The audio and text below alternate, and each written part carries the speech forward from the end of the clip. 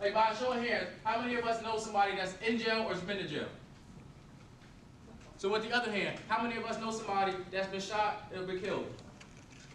So every time I go to these schools, these numbers keep raising, and nobody ever wants to die, nobody ever wants to go to jail, but somehow the numbers keep going up. And then I look, and the statistics say that 50% of the crime here in New York City is between the ages of 14 and 21, which is you guys.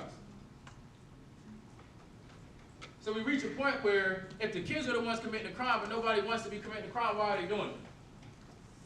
And that's what I had to figure out for myself, right? Because when I got arrested, I promise you, jail isn't what they put on these TV shows and these movies, right? Like when you get to jail, you have to fill out a paper so somebody can come visit you. You have to fill out a paper so somebody can call, so you can call somebody. You got to fill out a paper so somebody can put money on your book so you're able to then buy stuff for yourself. So I went for 2 to 3 years spending every day with my girlfriend and my daughter to not being able to see them and talk to them for at least 2 weeks. And the first time I talked to my girlfriend, I'll never forget because you get 20-minute phone calls. The first time I talked to her for 19 minutes and 36 seconds, we sat on the phone and cried. And then a week later, when she could come visit me, there's 3-inch glass in between us, and we get 30-minute visits, and we're sitting and staring at each other for 26 minutes, we cried. Because the worst possible scenario happened. Right? Like when you're in the streets, there's 2 things that's going to happen. Death or jail, and I experienced both. But when you're going through it, like what are you supposed to do?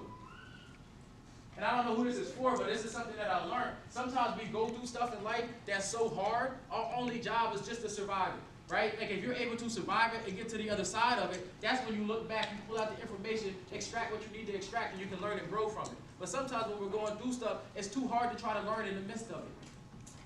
So the 14 months I did, I couldn't focus on trying to learn. I had to focus on trying to rebuild myself. Like who was I really? Because the last thing I wanted to do was not be around my daughter and my wife again.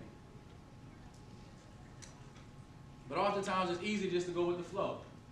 And when I say 14 months, people be like, oh, that's not that long. And I get it because if you think about it, my homie just got done doing 5 years, which is 60 months. I have a homie that did 10 years. I have a homie that's doing 20 years, and right now he's 14 years in on it. Right? So 14 months compared to years I get. Like my man just got sentenced yesterday from the feds, and they gave him 144 months. Like feds go by months. So I get how the totality of it, 14 months ain't long to you, but to me, it was a lifetime. Because a lot happens in a year. Right? Like my birthday, my girl, my daughter, like birthdays. Like for Father's Day, my dad had 3 kids in jail. He had to come, he went to church and he came visited all 3 of us. And who wants that as a parent, right? But then I started realizing exactly what I was putting my parents through. I started realizing that some things come and go like birthdays, right? But my grandparents had their 50th wedding anniversary and the pictures looked great, but TP wasn't in them. My girlfriend graduated from college.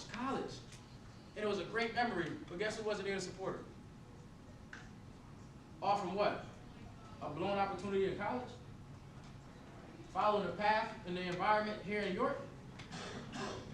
So that's why when I say change the narrative, people don't always understand what I mean, but I promise you, like, there's certain things that are easy and there's certain things that are hard. But focusing on myself and focusing on my future, like, that's something that's easy, for real. But worrying about what other people think, that's hard, because look how many people are in this room. So if you cared what every single person in this room thinks, you would end up not being able to please anybody.